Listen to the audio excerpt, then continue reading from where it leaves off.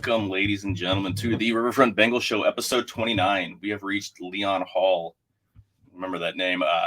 Number of episodes. Again, I don't know why we're still here, but few people watch us, so glad to be here.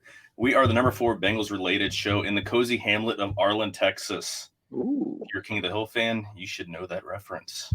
I am Joe Farsing. Alongside me is my good friend, the beautiful, lovely, shining bald Nate Dawson. Nate, what's happening, man? I'm good, man. Freshly clean, freshly shaved, shining like a star, ready to talk some football with you, my guy. How are you doing, man? I am good, man. We got free agency going to ramp up here soon. We got baseball starting. This is after fall. This is my second favorite time of the year, man. Weather's going to start turning, so we're good. We're good. Yeah, it's a fun time of the year. Let's get into it. We got a fun show for you guys today. Real quick before we get going, if you are watching us on YouTube, hi. Click like, smash the subscribe button, turn on notifications so you guys are annoyed on every single electronic device that you have every time we drop an episode. If you're listening to us, rate us. We're on Apple. We are on Spotify. We are on vinyl. Come get a 45 at your local record store. I think record store day is coming up soon, so come get us. We're going to be on 8-track soon. We're working on it, but, rate us 5 stars only. These things take time. It takes time, yeah. First, we have to find someone who actually has an 8-track player. Have you ever had an 8-track player? Like, I don't even know how they sound. Do they sound good? I remember my dad having one in his truck growing up, but I can't remember anything about the quality of the sound. Yeah, we've had an old sound system, an old record player that had an 8-track deck, but I don't think my mom or dad ever played any. So, oh well. No. I digress.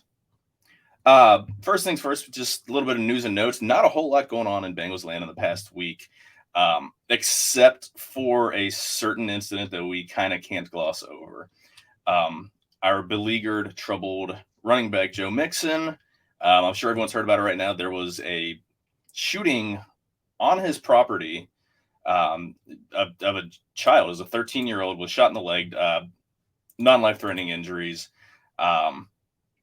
Apparently, there were a bunch of kids that were just having Nerf wars. They weren't even on his property. I guess they were on the neighbor's yard, and somebody from the house, no one's been charged, somebody from the house decided to pop off 11 shots at a bunch of kids. Nobody's been charged. His sister claims he wasn't involved, but a shit show nonetheless. I don't know if there's not a whole lot to be said, but I don't know if you got anything else to throw on top of that. Not really. I've kind of stayed away from it because I saw the immediate headline, and then since then, it's only been facts that aren't facts, things getting disputed, people that were involved, that weren't involved. So I'm just kind of sitting back and waiting for some sort of actual reporting or actual truth to see what's going on. And I'll have plenty to say once I know, but I hope for everybody involved that, it's not any worst case scenarios. Yeah, and thankfully, I mean, it was only, you want to say only one kid was struck, but it's struck in the leg and, non-serious injury. So that's, guns are dangerous, people. They're not toys. Don't be a dipshit. I'm not going to go on a rant here, but do better, people. Do better. Again, I mean, as of, we're recording early on Wednesday morning, about 10 o'clock, not really anything else outside. We're just waiting to hear news about what they're going to do with Joe Burrow's extension. T. Higgins still hanging out there. If they wait until after March 31st, they can push some of the money onto next year's cap for Burrow's extension. I don't know if that's what they're waiting on. Again, there's a whole lot of financial wrangling to take care of. I guarantee. I mean, it'll get done. It's probably done now outside of just dotting I's and crossing T's. Do you think, which is something else we have on the list, do you think the Lamar Jackson situation has anything to do with this? Are they going to wait to see how that fleshes out? Because I guess just to give a quick update on what's going on there, he is now a non-exclusive franchise taggee. So they're going to have to pay him some money, not as much as they would if he was exclusive, but other teams can negotiate with him. Lamar Jackson's holding out for a guaranteed contract like Deshaun Watson. I don't think he's going to get it. I don't think that Cleveland should have given it to Deshaun Watson. And it reminds me of the, sorry to go NBA on you, but the Rudy Gobert trade in Minnesota last year. other teams were like, oh, this is the haul we can get for this kind of player. No, one team did something stupid, and then the market will correct itself. Lamar Jackson's a good football player, but he's not worth. I don't know that in a world where non-guaranteed contracts were the norm for a while. I don't know that any quarterback who's never won, never had real playoff success is worth that kind of guaranteed money. So I don't know if they're waiting on that to shake out, but it wouldn't be surprising me if they were. I wondered about that because the other thing is, do you want to get in first before some team comes out and does something dumb? It only takes one team. It only takes a Cleveland Brown organization to make, some really idiotic commitment and, guarantee every single penny of a 20-year, 500, whatever. It kind of seems like there might be some collusion from above, from the ownership being like, hey, guys, let's all just agree, wink, wink, not to sign him to a guaranteed deal so that we don't have to, do this going forward. And I know there were some conversations about quarterback needy teams agreeing not to have conversations with Lamar. So I don't know. Yeah, it's gonna be interesting to watch play out though, man, because he's like him or love him or hate him, and I am not a huge pro Lamar guy. I think he's very good. He's top third in the NFL probably, but I have a lot of question marks. Let's put it that way. There's got to be Derek Carr just got a boatload of money. He's better than Derek Carr. Yeah. Daniel Jones just got a boatload of money. He's better than Daniel Jones. Yeah. So I don't know. I'm really interested to see how this plays out. Honestly, I think Lamar Jackson is fantastic. I think when he's healthy, he is you give him some weapons to actually throw the ball instead of 57 tight ends. And Mark Andrews he's fantastic. Mark Andrews is awesome. He is probably the top 3, top 4 tight end in the entire NFL. You need to have legitimate weapons at wide receiver instead of rolling out these old guys or these rookies that don't pan out. If he had the weapons that Joe Burrow had, and again, totally different style of offense, but could you imagine someone with that running ability? He's got the arm time. He's not the pocket quarterback that Burrow is. Nobody is. I mean, Burrow is the best at what he does, but someone who can just flick the ball downfield. The safeties, they can't play too far off the line or he's going to gas you for 150 yards on the ground. Mm-hmm. If he had a legitimate receiving core, that, I think anybody should be figuring out a way. Again, somebody will jump in the pool and make a desperate, huge contract that the Ravens won't have to, the Ravens won't match, and they'll just take their 2 first-round draft picks and move on. I think this is why the Ravens are doing this. I think they know they're not going to sign him, but they want compensation, which, makes sense. It gives them the opportunity that if someone comes in with a low offer to match if they want, but they know that someone's going to probably go way up above and beyond and pay for him. It's you don't have those weapons and you're not going to go out and sign them in free agency, then why give all that guaranteed money to your quarterback? Because you have a ceiling. You got a cap on how far you can go unless you surround him with those people. And if you get those 2 first-round draft picks, you can get a quarterback from somewhere, use those first-round draft picks on more premium positions, and build that roster from the ground up and not be hamstrung by a grumpy quarterback's contract. Not to say like Lamar should be grumpy. I'm not hating on him for that. He has every right in the world to be grumpy. They did not protect him. They have not said the right things out loud, outside of maybe Harbaugh. I would be mad if I was him too, but he's walking a very risky line right now, and I hope it pays out for him because I'm definitely pro player before I am pro team, but I'm definitely not pro Ravens. So I want him to find his money somewhere out west. Oh, absolutely. And again, like we said a couple weeks ago, I think a good fit for him is going to be the Atlanta Falcons, but they're one of the handful of teams that came out and said, "Oh, we're set at the quarterback position, blah blah blah blah blah." And don't get me wrong, I love me some Des Ridder. If you can get Lamar Jackson, and you have weapons already, you have Kyle Pitts, you have Drake London. Mm-hmm. Their offensive line isn't great, but they've got a very good run game as it is with Tyler Algier and Cordero Patterson. And then you bring in Lamar Jackson, like that's a good team in a really terrible division. Really terrible division. Right now, Derek Carr, we'll go on to the next thing. Derek Carr signed New Orleans 4 years, upwards $150 million or so. Derek Carr is the best quarterback in that division, and he's fine. fine. He's he's Andy, maybe a little better than Andy Dalton was for the Bengals, but I mean he's a middle of the pack. He was barely better than Andy Dalton was for New Orleans this past year. That's a lot of money that they're giving a guy that isn't a huge upgrade, especially when you still have Jameis Winston under contract. That whole situation is weird. I know, very, very odd. Yeah, I know we we said that we thought the car would go to New Orleans just because of all the smoke that was there a couple weeks ago. But it's a bizarre situation because he's not much of an upgrade over the guys you had last year, one of which is still under contract. But again, unless you've got some major plan that you're not telling anybody else. But sure, like why would you? I don't get spending that kind of money when you have so many other holes in your roster. And Jameis Winston is not going to lead you to a Super Bowl. But is he that much worse than Derek Carr? Because he's sure as heck a lot less expensive. Yeah, he's got more arm talent than Derek Carr does. I mean, he was known for his propensity to give the ball away to the other team again and again and again and again and again and again and again when he was in Tampa Bay. But you can spend that money and just build a better team around Jameis Winston with the money that you're giving Carr. I don't get it. But again, now Derek Carr is the best quarterback in the NFC South. Yeah, all that to say, he's the best quarterback in the division.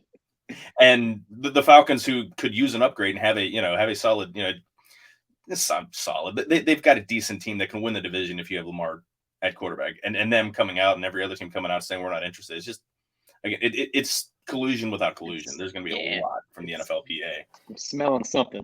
Smells like something. Yeah, I mean, nobody. I mean, there's a reason there are no NFL contracts aren't guaranteed in the first place. No one wants them, or no one in ownership, wants them. So these guys are all, the old boys club. So that they're talking in a group text message thread that'll, smoking cigars, drinking whiskey, saying terrible things about women, and I don't know. I just assume that's really misogynistic and terrible in those backroom meetings. Mike Brown isn't doing any of that because he's too cheap to buy any cigars. He's probably just choking back some Swisher Sweets or something that he bought at the UDF. Driving his old 1986 Buick or whatever he's rolling in. He's well into his 80s. I hope he's not driving still. No, keep that guy from out behind the wheel. I'm sure there's plenty of people that are willing to be his personal driver. That's right.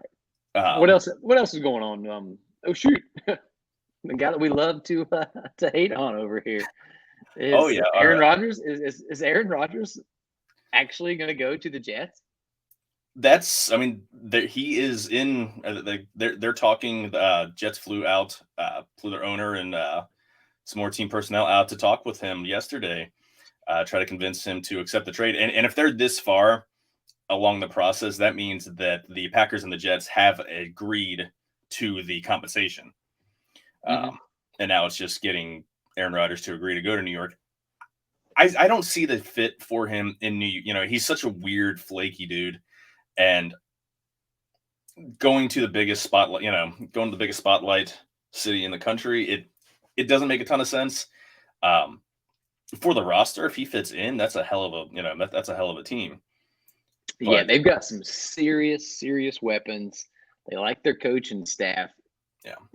There's the question marks are large. I mean, the big gigantic punctuation. But if it works, man, that team could be really, really good. It just feels like the most Jetsy of moves that I can imagine, though. Like he's going to go there. There's going to be nonstop 24/7 media cycle in the NFL world, and then they're going to finish, 9-8 and losing the first round or the wild card round. Well, I mean, we already saw an aging Green Bay Packers quarterback go to New York at the end of his career, and that didn't work out very well. No, the question is Aaron Rodgers going to send any dick pics? I would hope not, but the other thing is, was he going to be involved in any welfare fraud? Ooh, well, that's the logical next step after dick pics. It's a dick pic, retire, welfare fraud. Yeah, I mean, the pics, again, with whatever the hell shit he's smoking, the ayahuasca, and I guarantee there's some more herbage going on with that guy. He might, he might send an appendage. You might think he's sending a dick pic, and it could be could be a big toe. Who knows? He's fucking out there. Sometimes this podcast is the best. There's a lot of slow time in the NFL offseason, so you got to kind of stretch it out and find some way to amuse at least ourselves. I mean, we hope all three of you listening are get a kick out of this. But yeah, I'm glad my mom doesn't listen to this show. But we'll be clipping that out for TikTok later for all the kids out there. Quick warning, NSFW. As far as as far as what's happened this far this week, I don't really know of anything else we need to really touch on. Anything you can think of? Nah, just the we glossed over, but Daniel Jones in New York got a big payday.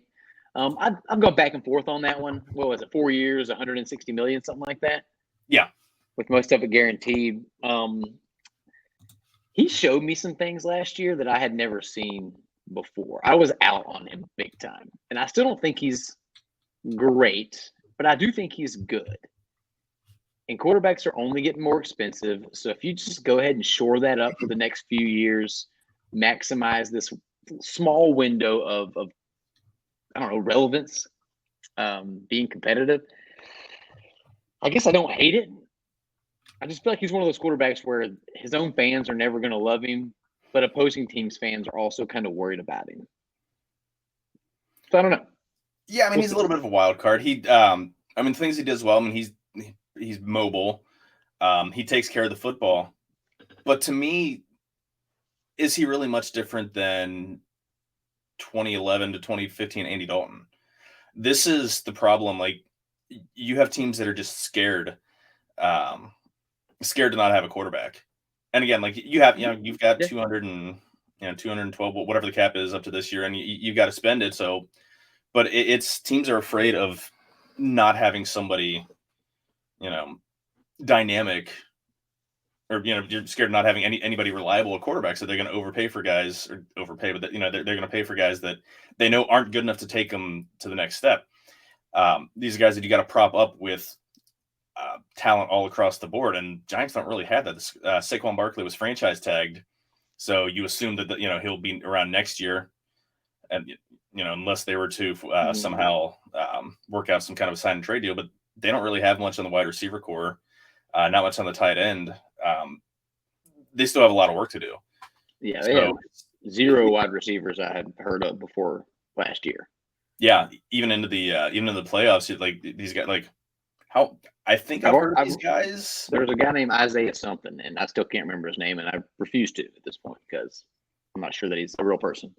Yeah, I don't know. Like they made the playoffs, so that had to put some weight on it. If they miss the playoffs, then he's gone. I don't think they re-sign him if they miss out. But franchise like that, Eli Manning was not a great quarterback, but he caught fire twice and won the Super Bowl. So I think that's kind of what they're hoping for. And I can see if he takes even a small step. Daniel Jones to me is just he's like a 10-cent Josh Allen,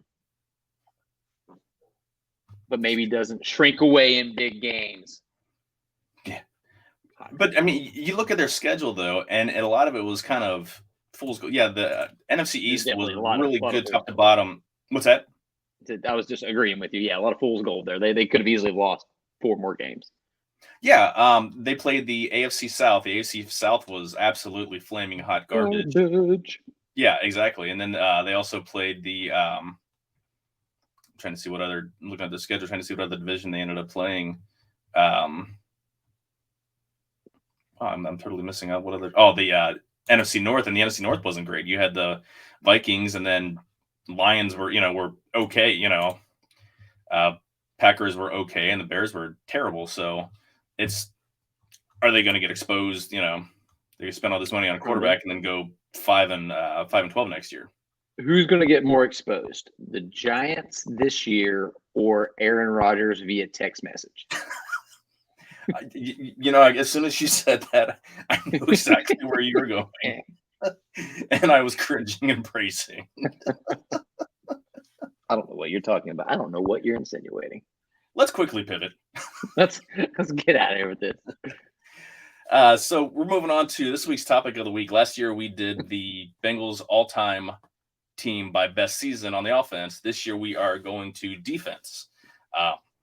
We're doing a standard 4-3 defense, 2 defensive ends, 2 tackles, 3 linebackers, and then 2 cornerbacks. And safety. We don't need to have an extra corner, anything like that. So just a standard 4-3. You want to get started by naming off a couple of defensive ends for us?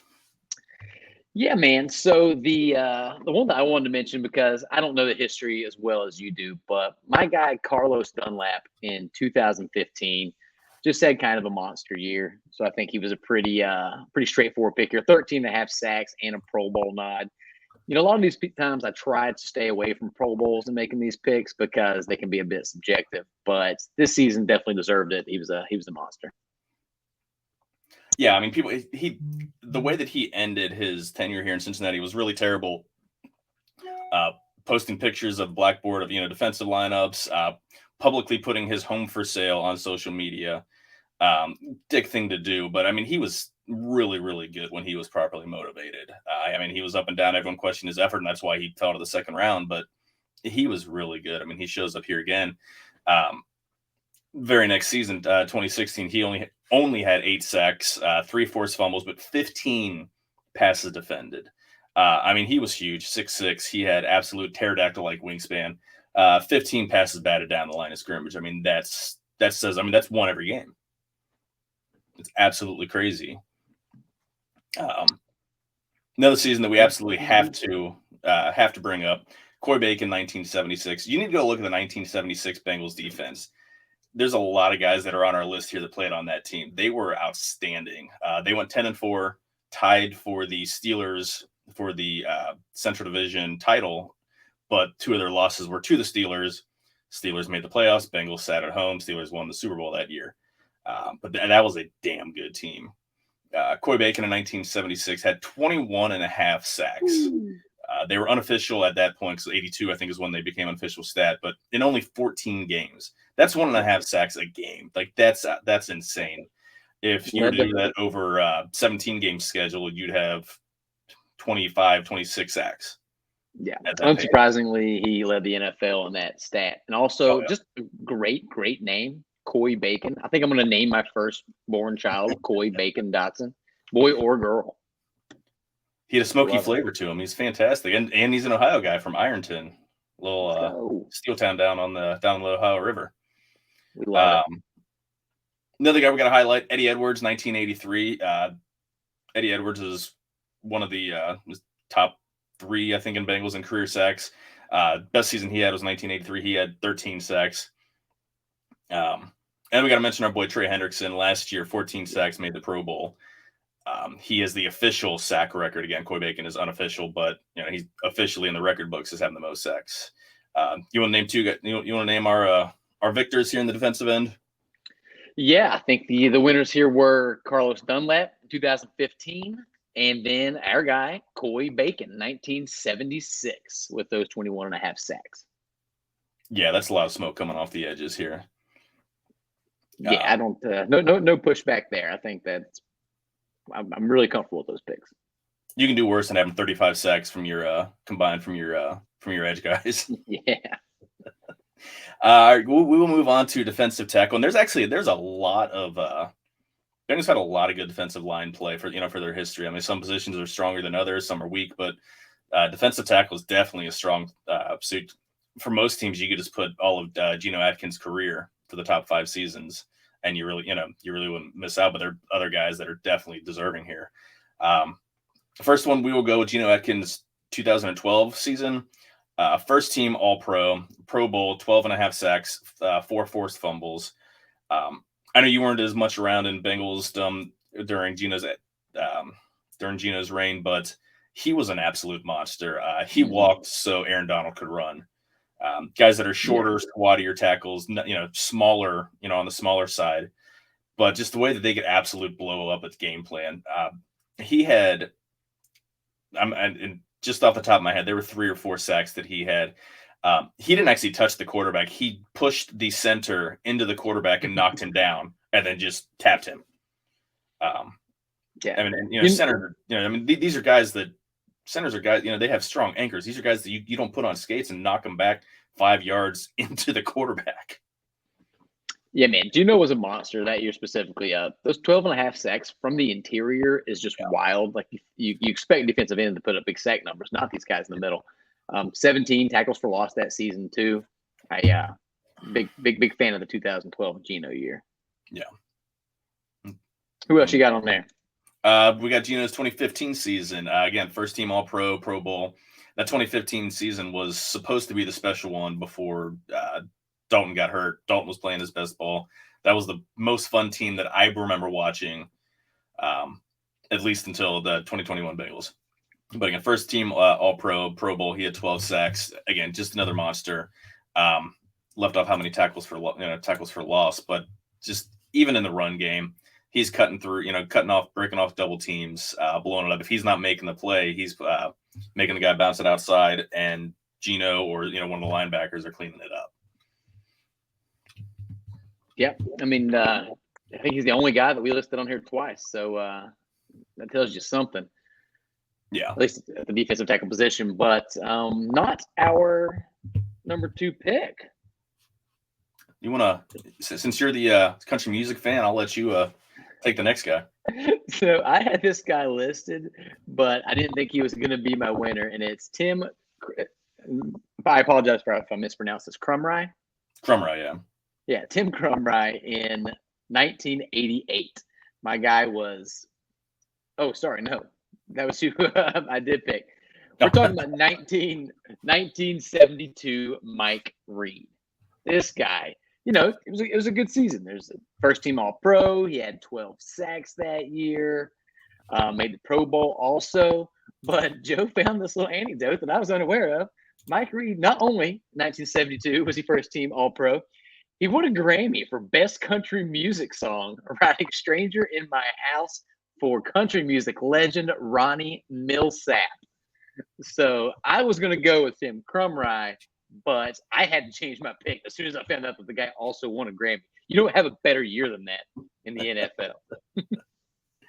Yeah, I mean, he injuries forced him to retire young, so he was always a musician, and then went back to school to learn more composition, and then got into writing country music, and he recorded a few albums on his own. But I think it was 1980 was the year he won the Grammy for the best country music song. So that's that's strong.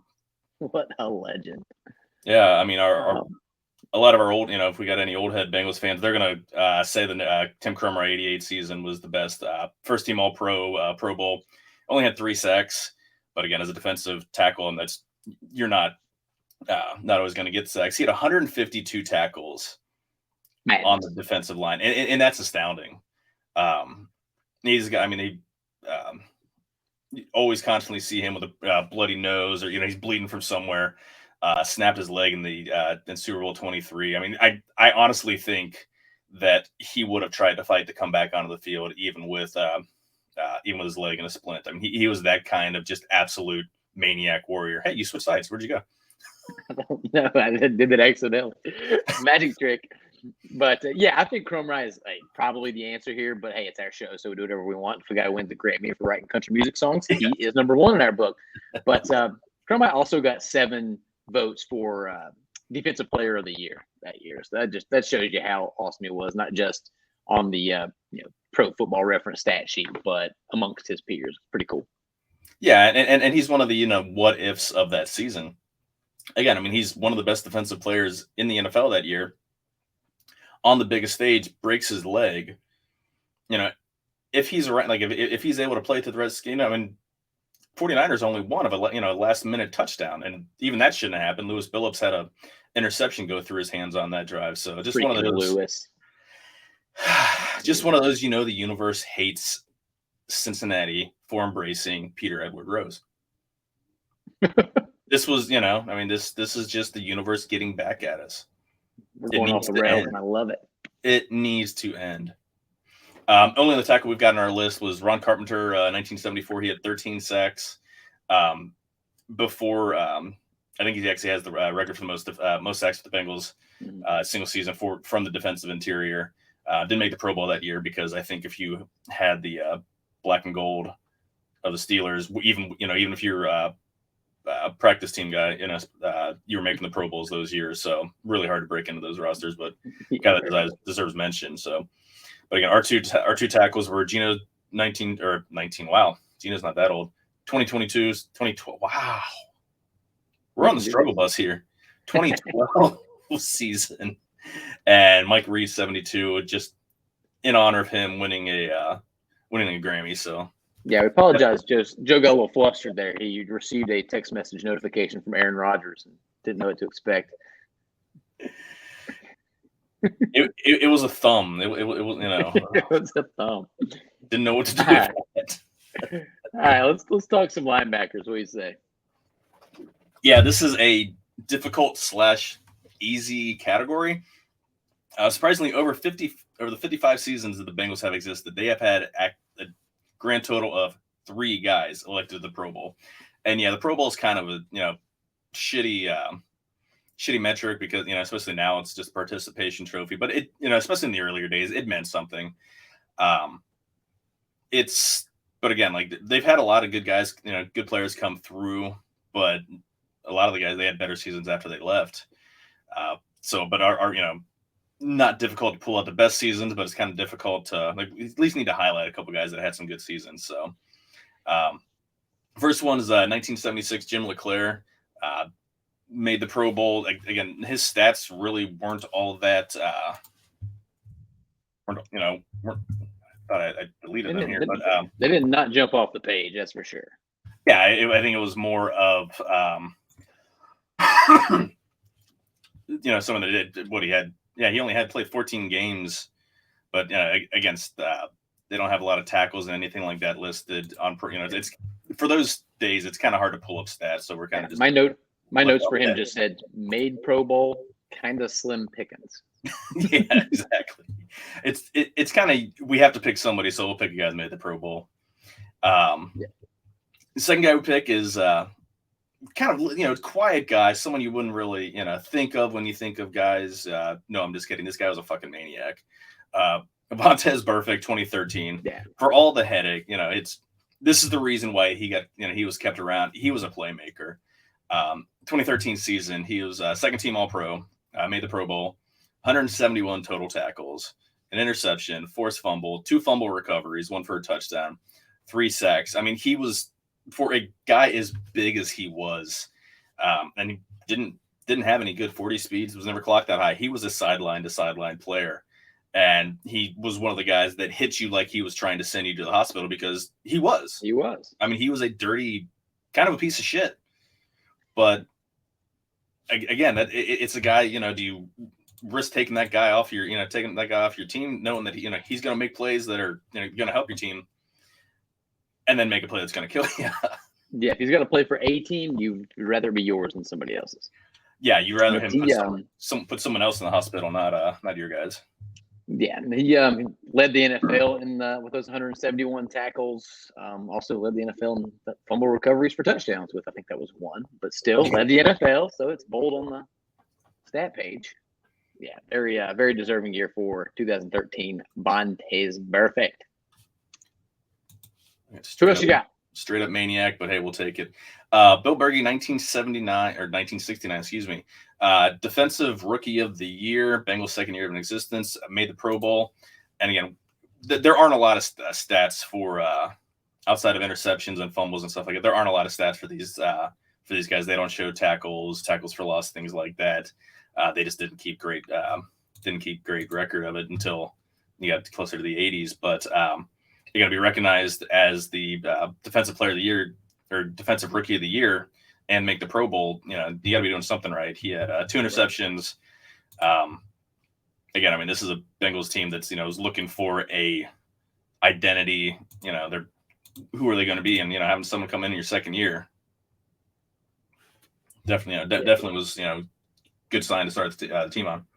Yeah, for sure, a worthwhile pick. Another good name, Bergey. I like it. The only other person I wanted to throw out there and at least mention was the 1981 Reggie Williams season. Reggie had 11 sacks, 4 interceptions, and 3 fumble recoveries. So a really strong year at a pretty light position for the Bengals over the years. Yeah, and we talked about him a couple weeks ago, and he joined city council while he was an active player. Harvard or Dartmouth educated, excuse me. Incredibly bright guy. He's definitely one of the more well-known players in Bengals history. So, but yeah, for our three for our all-time season team has to be the three Pro Bowlers: Jim LeClaire, Vontez Burfict, Bill Berge. Hey, great! Somebody had to win it. Congratulations, guys! Congratulations. Your awards will be in the mail.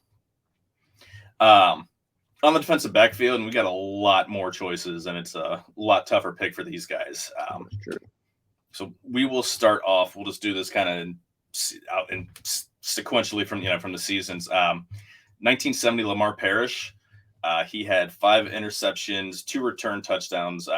Dynamic return man. Yeah, this was had 1 punt return, 1 kickoff return. He made a lot of Pro Bowls over his career. 8 Pro Bowls over his career. I think 6 of them were with the Bengals. Made 2 All-Pro teams after he left the Bengals, but I mean, he was dynamic. Along with Ken Riley, who we'll get to. I mean, again, you can see why the Bengals made the playoffs in their 3rd season. They're the earliest expansion team to make the playoffs to that point. One Parrish season that I wanted to throw out there. I nominated as my choice, but it's definitely not his best season. Was the 1972 season. He actually did not make the Pro Bowl that year, but he had 2 pick sixes in one game against the Houston Oilers, and that's freaking dope. So playing the awesome card for the 72 season. I'll allow it. I'm completely on board with that. I mean, we all know how much the Bengals organization loves the Houston Oilers. Sam Weish, his love affair with Jerry Linville was well known.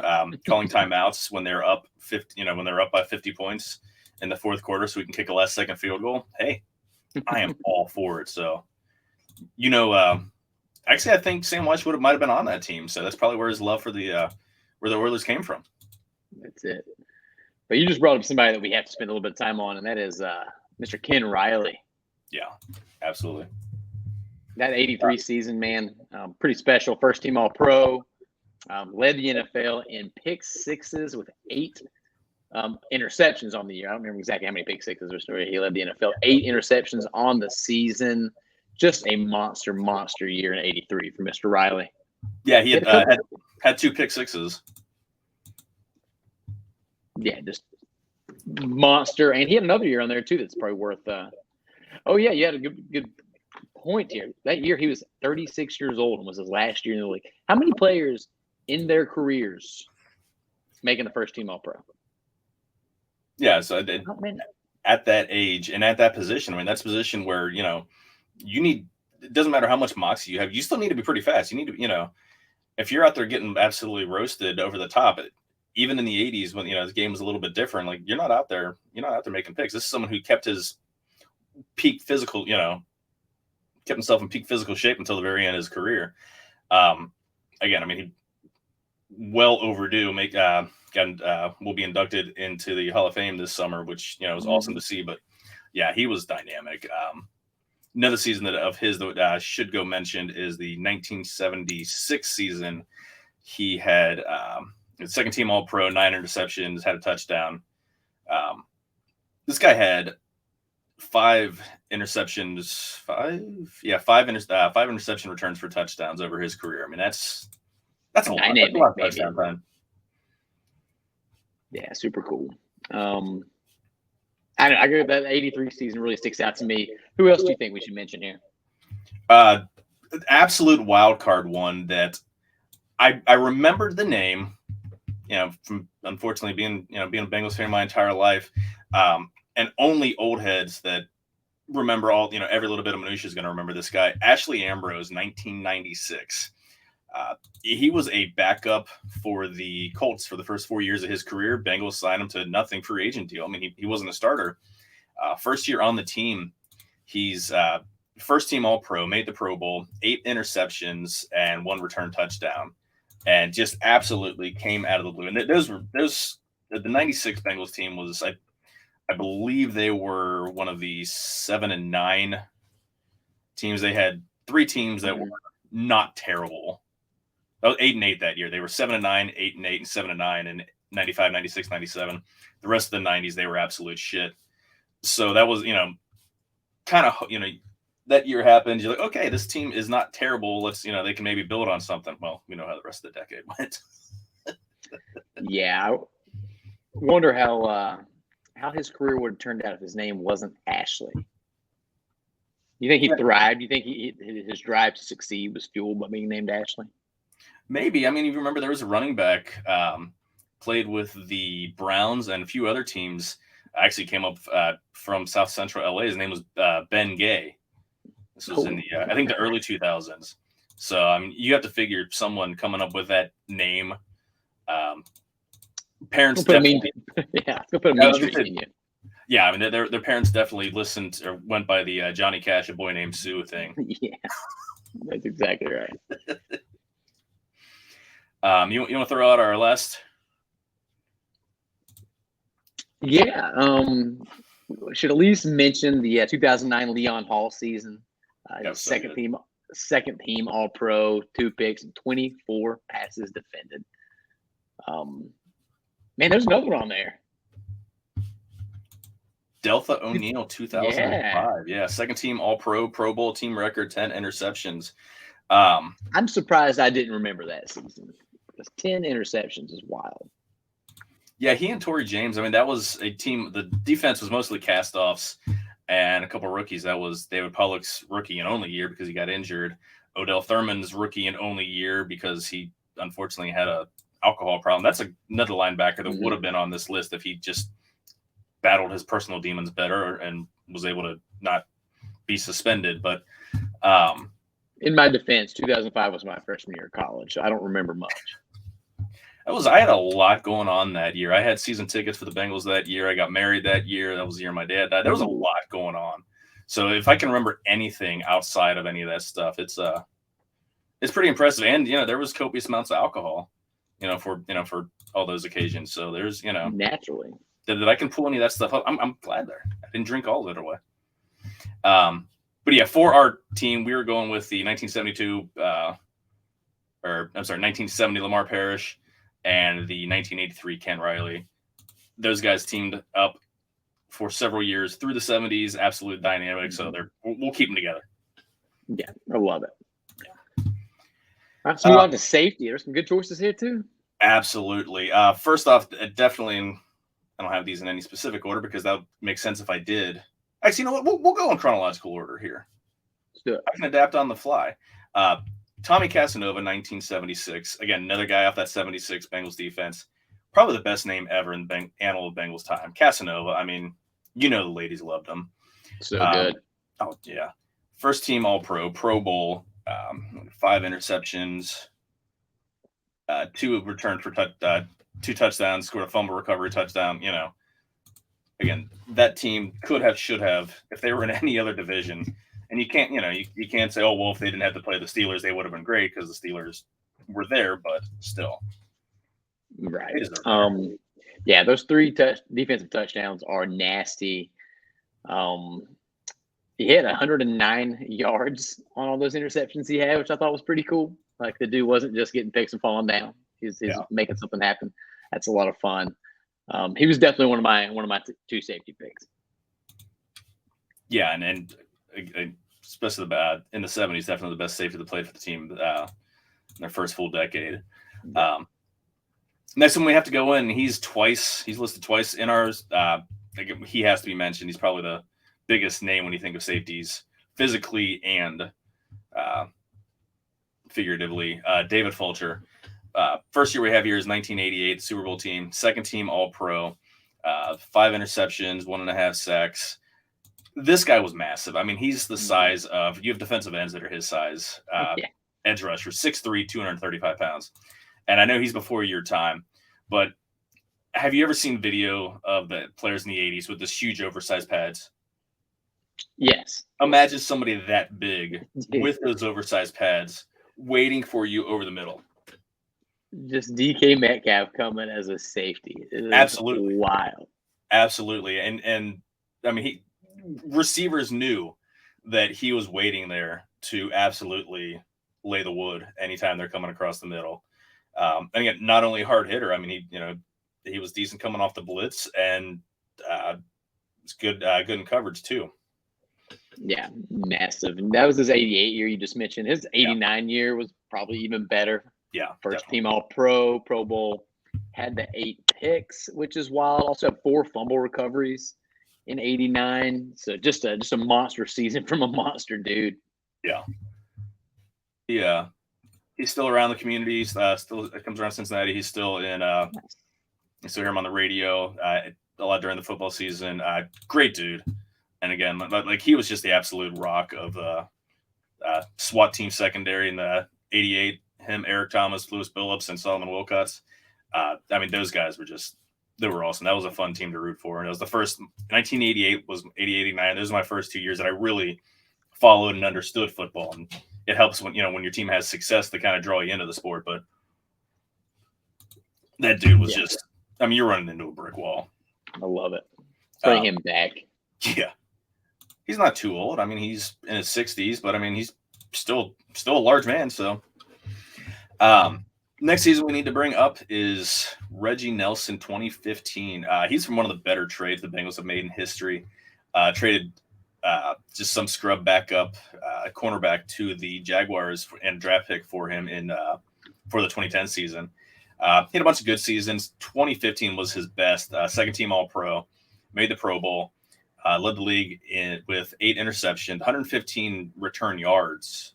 So again, he's not just catching it and falling down or going down. I mean, he's getting some good returns. Mm-hmm. 14 passes defended, 2 fumble recoveries against stat sheet filler. He was fantastic. 2015 was a good defense with the aforementioned nut job, Vontaze Burfict. You had Pac-Man Jones. You had Leon Hall was there. A lot of good guys on that team. Gino and Carlos too. Yeah, for sure. Gotta throw that one out there. Anytime a guy makes an All-Pro team, it's worth a mention. But the last one we should probably touch on here is a little more recent, a little more my taste. 2020, a young with stars in his eyes, Jesse Bates, second team All-Pro that year, 3 picks, 15 passes defended, and we don't have these for everybody, but that year Jesse had a 90.1 PFF grade. So he was good on the field, passed the eye test, and the nerds liked him too.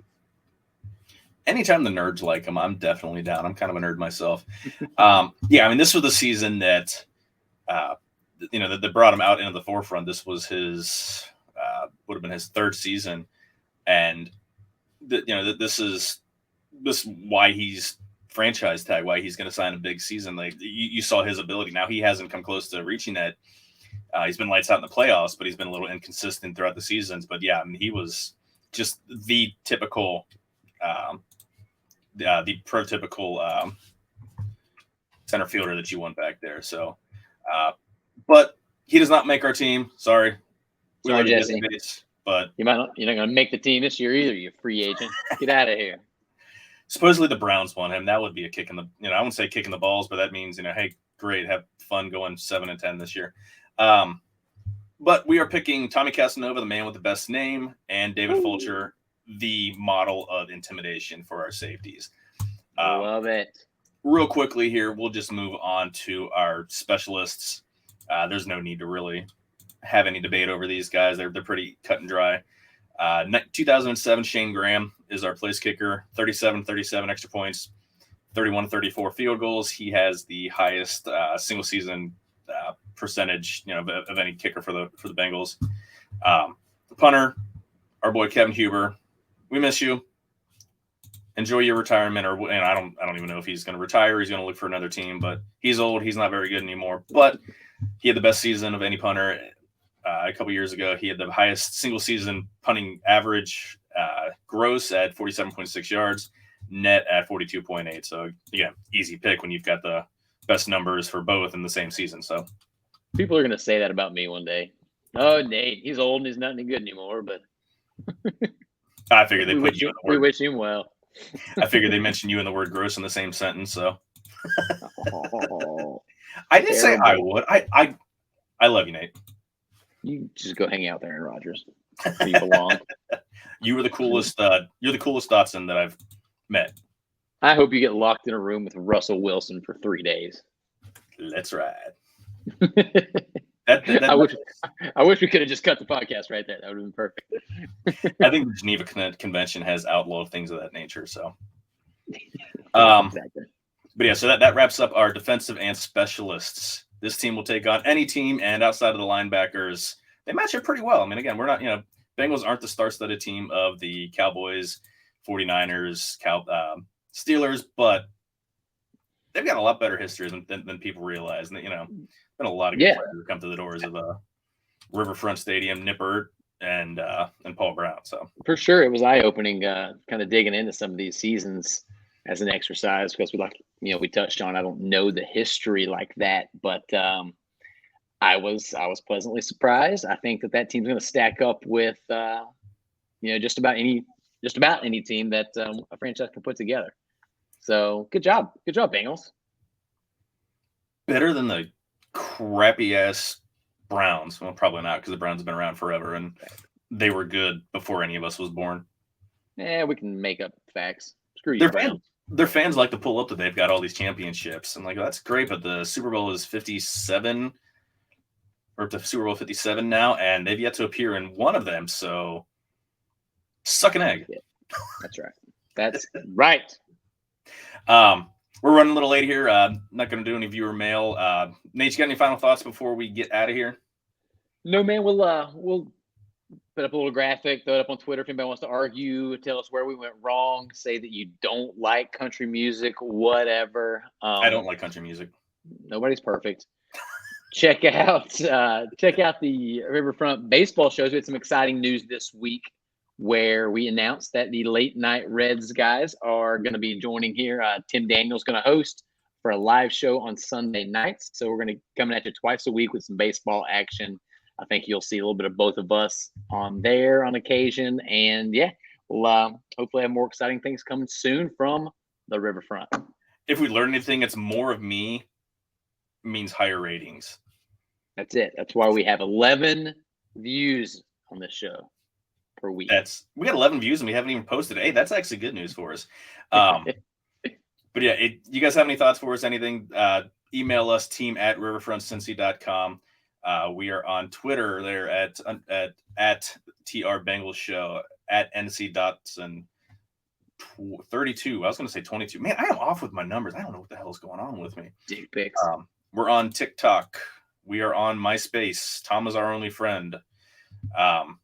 Next week, we're going to have a lot to talk about. Free agency again. Legal tampering period starts Monday at noon. Free agency, you can actually start signing players at 4:00 on Wednesday. We might record early. We might record late. I think recording at a regular time might not be the best idea because it's going to be in the middle of all this action. But we will let you know for those that are interested as to when you get to see our beautiful mugs. Outside of that, until then, y'all be safe. Take care of yourselves. Bye-bye. Deuces.